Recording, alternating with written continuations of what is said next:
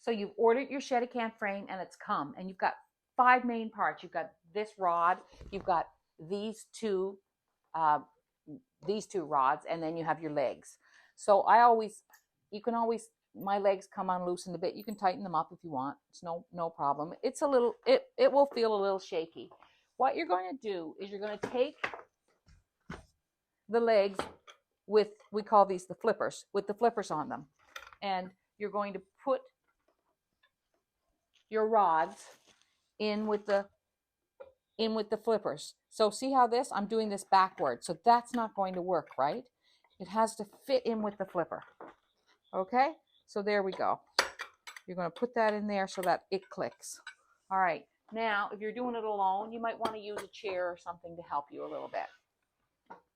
You can always go get someone to help you if you want.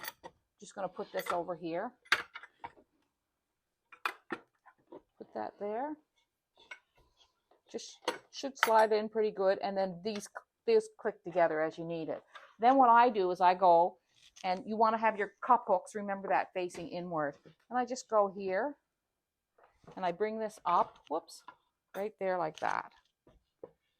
It is a 2-person job, but not really. I mean, I'm doing it with 1 person here in a minute. So, and then now it's together. So it's really, really simple.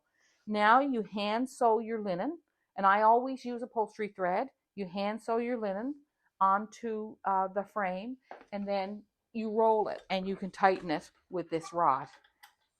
And you click this in to here so that they're nice and tight.